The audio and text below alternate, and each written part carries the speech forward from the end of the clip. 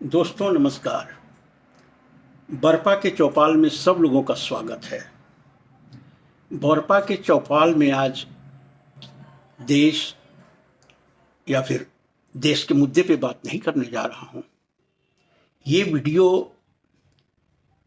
बरपा पे आधारित है। बरपा के ग्रामीण जीवन स्तर में समय के साथ किस तरह से बदलाव आया है, प्राकृतिक संरचना में किस तरह के बदलाव आए हैं, इन सब चीजों को लेकर के वीडियो बना रहा हूं। बरपा मेरे दिल के बहुत करीब है। कहीं भी रहूं, बरपा की यादों में जीता हूं और यादों में ही सो जाता हूं। इसलिए बहुत दिनों के बाद आज मन किया बरपा के बारे में कुछ बात करने का और बरपा की कथा के साथ मैं आपसे संवाद कर रहा हूं। बचपन में जिस तरह से बरपा को हमने देखा था और आज जब एक बुजुर्ग के रूप में बरपा को देख रहा हूं तो उसमें बहुत बदलाव आए हैं। स्टैंडर्ड ऑफ लिविंग में, वहां के प्राकृतिक संरचना में, लोगों के जागरूकता में, जनजीवन में बदलाव तो प्रकृति का नियम है और बरपा में यूं देखने को मिलता है। बरपा जब मैं बचपन में था तो प्रकृति के बिल्कुल करीब था और बरपा को प्रकृति ने अलग ही ढंग से सजा के गांव बनाया था। चारों तरफ हरियाली, नदी पूर्व दिशा में जिसमें सालों भर जल प्रवाह विद्यमान होता था। हम लोगों का ग्रामीण जीवन नदी से बेहद करीब था। नदी में ही खेलना, वाटर स्पोर्ट्स जैसा हम लोगों का वहां जीवन था। अपने बाल वृंदों के साथ वहां स्विमिंग करना, स्विमिंग स्पोर्ट्स को अरेंज करना और उसमें मैचेस को खेलना, गजब का हिसाब किताब था। आज नदी से लोग कट गए हैं। उस समय केवल आदमी ही नहीं, मर्द ही नहीं, महिलाएं भी बहुत जुड़ी हुई थी वहां के नदी से। दो घाट होते थे, एक मर्दानों के लिए घाट होता था, एक जनानियों के लिए घाट होता था। और दोपहर का समय इन घाटों पे चाहे तो ऊपर से छलांग मारते हुए या नदी में उसमें, और या फिर नदी के जो प्रवाह है उस पे स्विमिंग में जाता था। आज तो जल प्रवाह भी बंद हो गए हैं और लोगों का स्टैंडर्ड ऑफ लिविंग के साथ साथ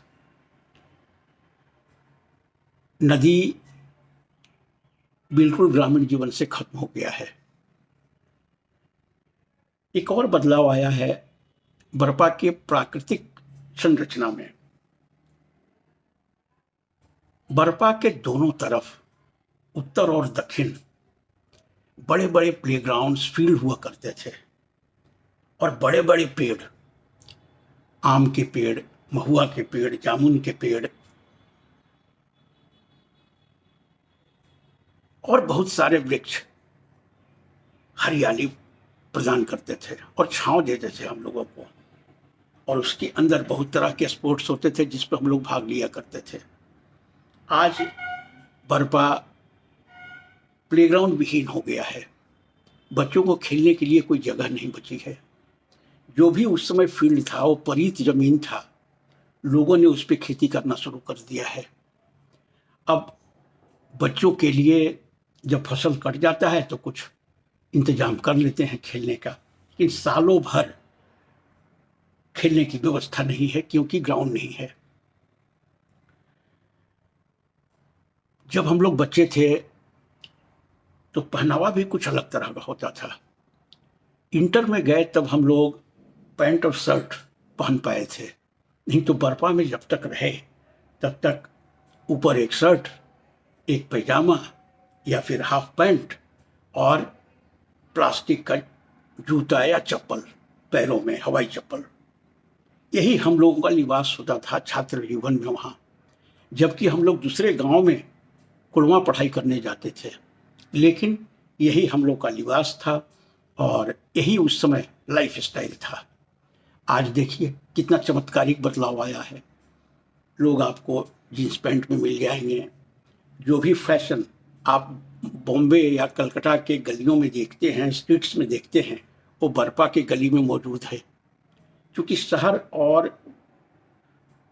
गांव में अब कम्युनिकेशन बहुत ज़्यादा हो गया है, लोगों का आना जाना बहुत ज़्यादा होता है, इसलिए बर्पा में भी शहरीकरण का प्रभाव देखा जा सकता है।